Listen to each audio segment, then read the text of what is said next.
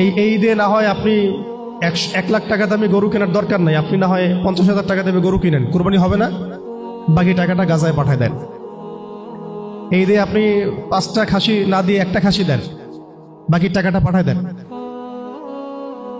এই ঈদে এমন ফিকির করি আমরা, আমাদের আয়ের অন্তত ধরেন আয়ের 10%, মোট আয়ের 10% করে যদি আমরা সবাই দেওয়ার চেষ্টা করি, আমার মনে হয় আমরা এখান থেকে কোটি কোটি টাকার ফান্ড পাঠাতে পারবো ইনশাল্লাহ। অন্তত আমাদের ভাইরা কিছু খেতে পারবে, পানি পান করতে পারবে, খেতে পারবে, পানি পান করতে পারবে। হয়তো আমাদের বাচ্চারা একটু দুধ পাবে, একটু বেবি ফিড পাবে।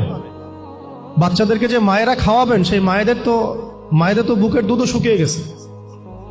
কি খাওয়াবেন তারা চিকিৎসা নিতে গেলে হাসপাতালে বোম মারা হচ্ছে। বাচ্চারা শরণার্থী শিবিরে খেলাধুলা করছে, ওখানে বোম মারা হচ্ছে। অন্তত পক্ষে যতটুকু আমাদের পক্ষে সম্ভব এইটুকু যদি আমরা না করি, ওয়াল্লাহি আল্লাহর কসম করে বলতেছি, কাল কিয়ামতের মাঠে আমরা কেউ এর দায়মুক্ত হতে পারবো না। আপনি এটা বিশ্বাস করেন যে কাল কিয়ামতের মাঠে আমাদেরকে আল্লাহ পাক অবশ্যই জিজ্ঞাসা করবেন এটা নিয়ে। ইচ অ্যান্ড এভরি ইন্ডিভিজুয়াল মুসলিমকে আল্লাহ পাক জিজ্ঞাসা করবেন। তো আমরা কিছুই করতে পারছি না, অন্তত পক্ষে আমাদের ভাইদের জন্য এই ঈদে একটা প্রজেক্ট আমরা হাতে নিয়েছি, যাতে আমরা ত্রাণটা পাঠাতে পারি। আপনারা চেষ্টা করেন, যার যা আছে এটা দিয়ে আমাদের সাথে শরীক হওয়ার চেষ্টা করেন। আল্লাহ পাক তৌফিক দান করেন।